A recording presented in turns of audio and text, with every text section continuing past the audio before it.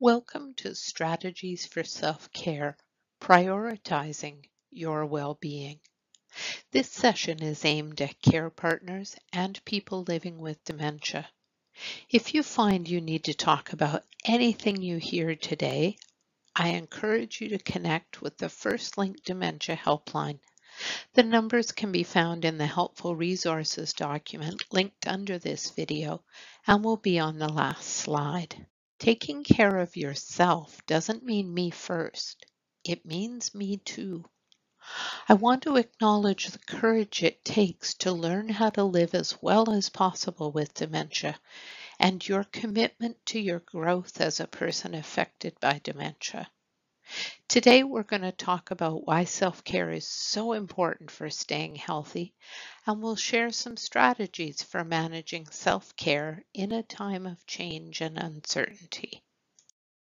Before we dive in, I want you to think about this question. How do you know when you need a break? Other people have shared with us that they know they need a break when they're sleeping badly, or when they just don't want to be around other people, or they have low energy. What about feeling irritable, or just foggy and have trouble concentrating? Some people feel overwhelmed or experience depression, and still others tell us they feel more physical pain or even that they feel like a prisoner.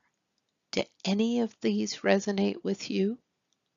Now, take a moment to pay attention to how you are feeling in this moment, or how you've been feeling in the past few days.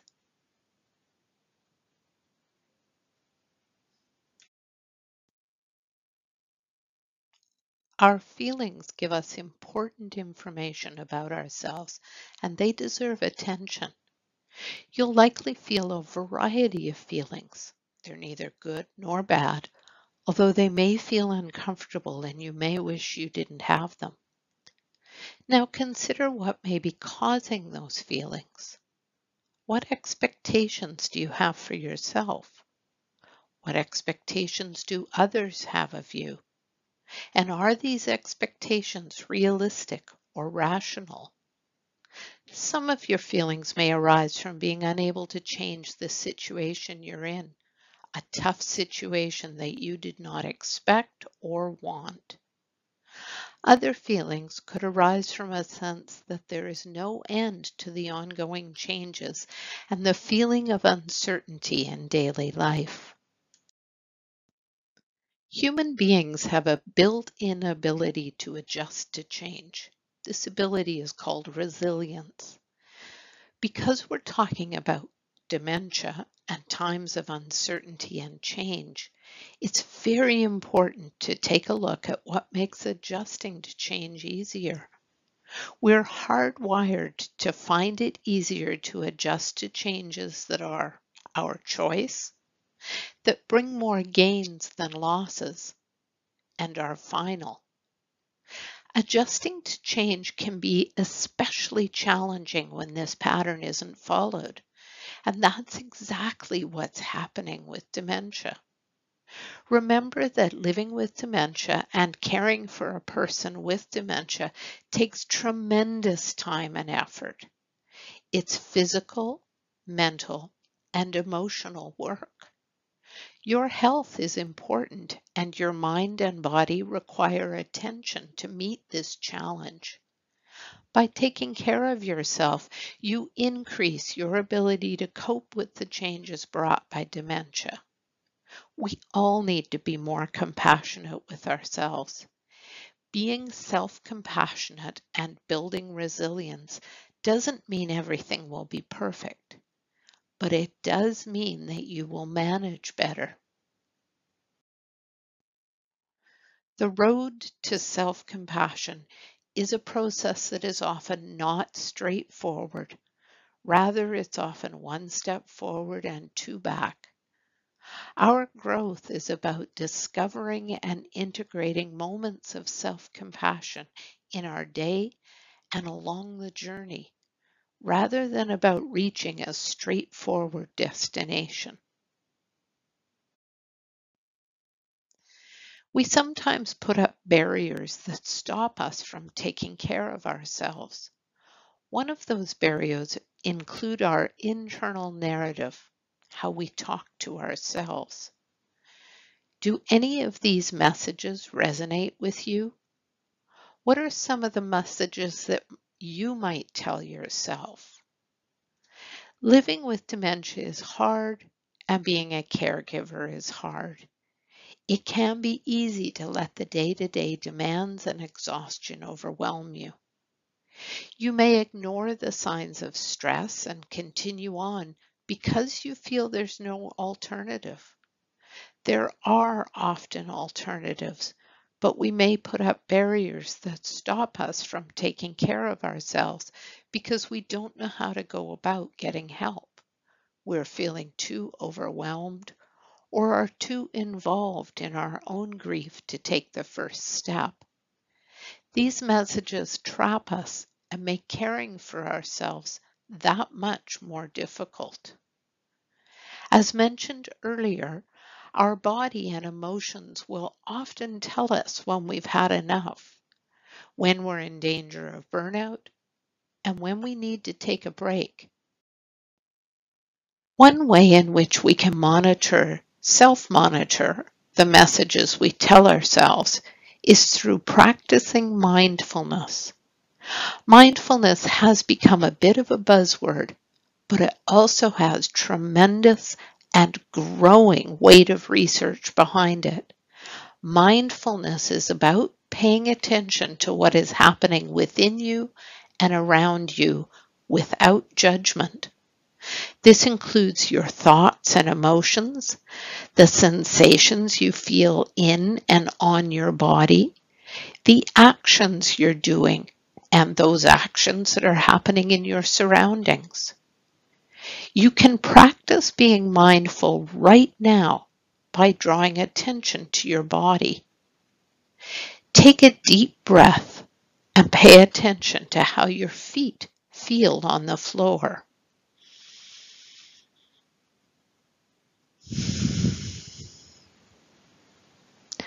Notice the weight of your body on the chair.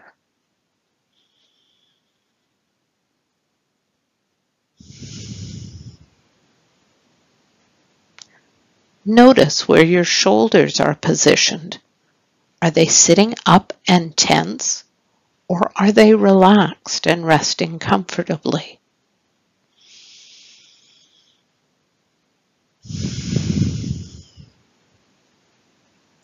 Feel the weight falling into your hips evenly. Take a deep breath and exhale.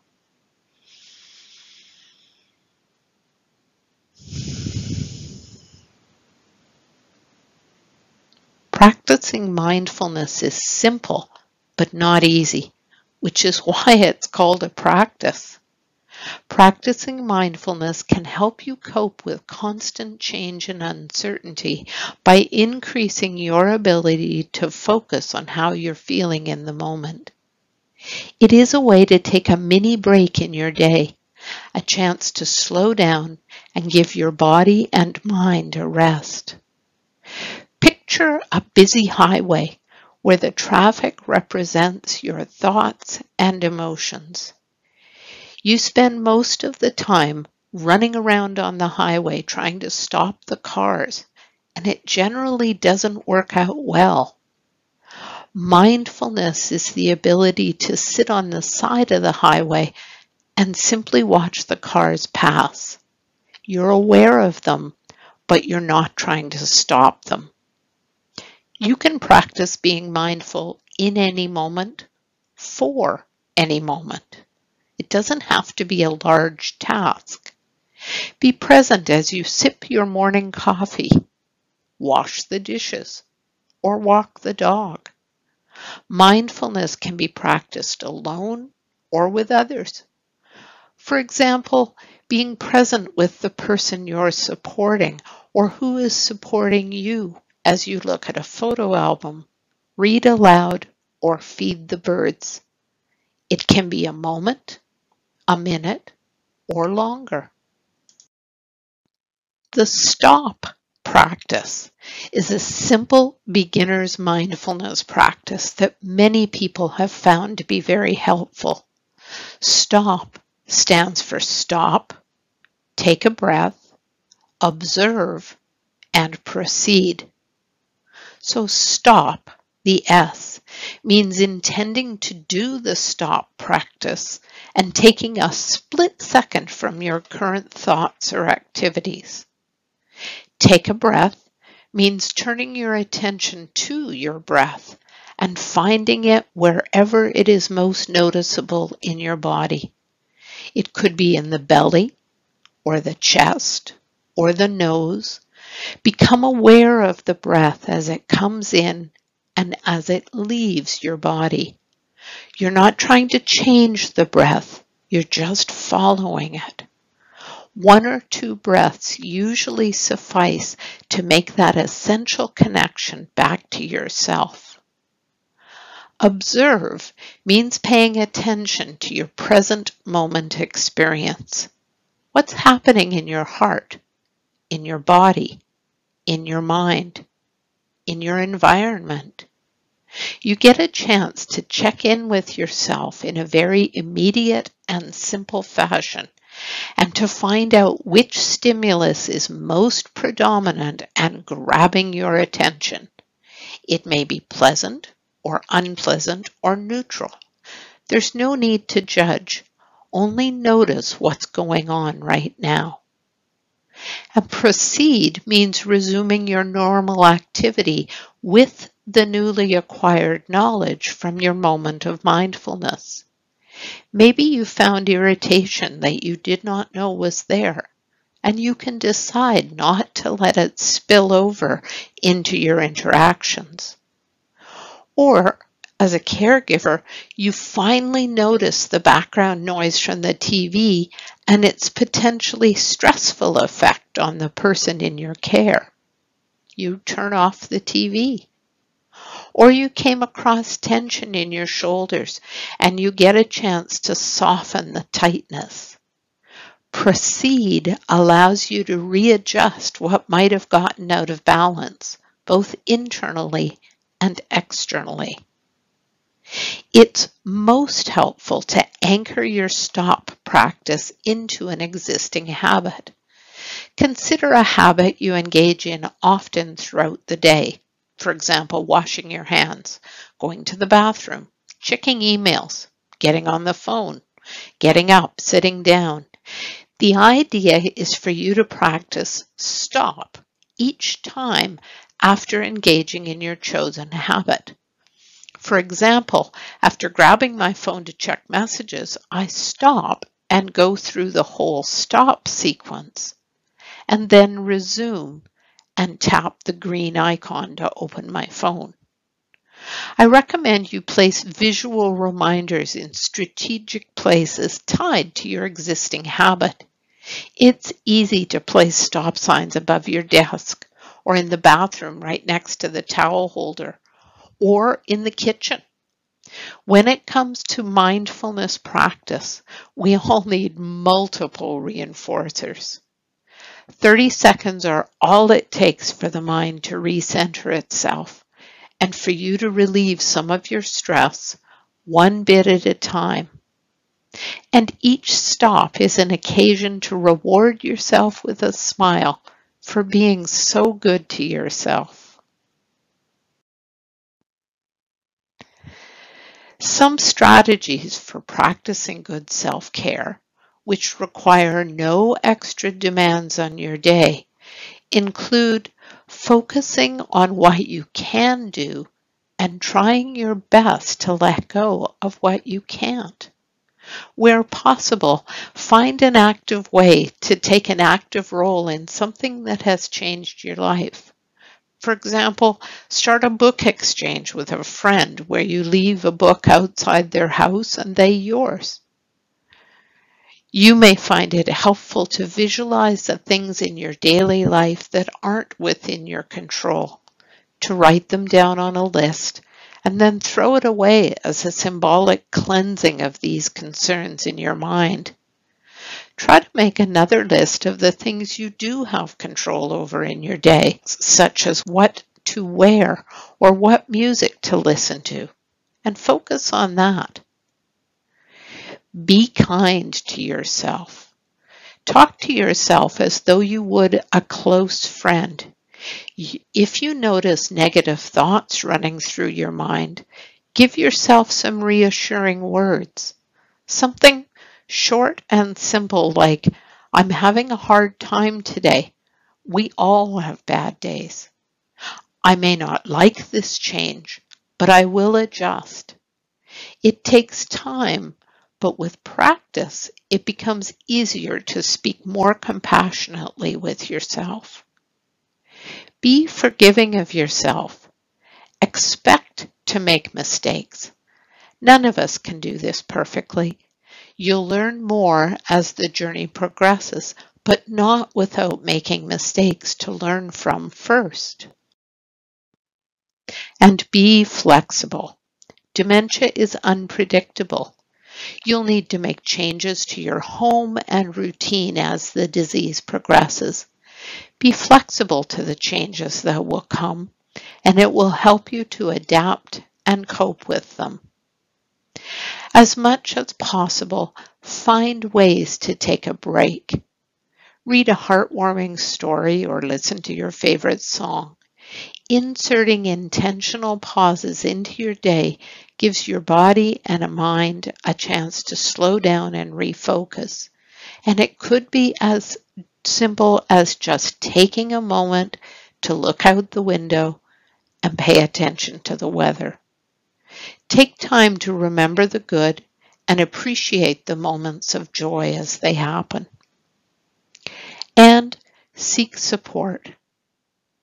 It's so important to maintain social connection with others. Call a friend, join a support group so that you can share how you're feeling with those going through a similar experience. It can help to have someone to share with, someone who understands and can laugh or cry alongside you. Many people struggle with asking for help, particularly from family or friends. You may not want to impose, or you may be concerned about how the task is done. Consider, are these reasons logical? Are they appropriate, especially now given your current situation? You may be surprised by how many people are willing and able to help you once you communicate to them what it is you need help with. Some community organizations, such as the United Way or local seniors organizations, have more formal supports in place to connect you to others in the community who are willing and able. Some traditional formal support services may be available, such as those provided through the Healthcare Authority or private agencies, for example, home care.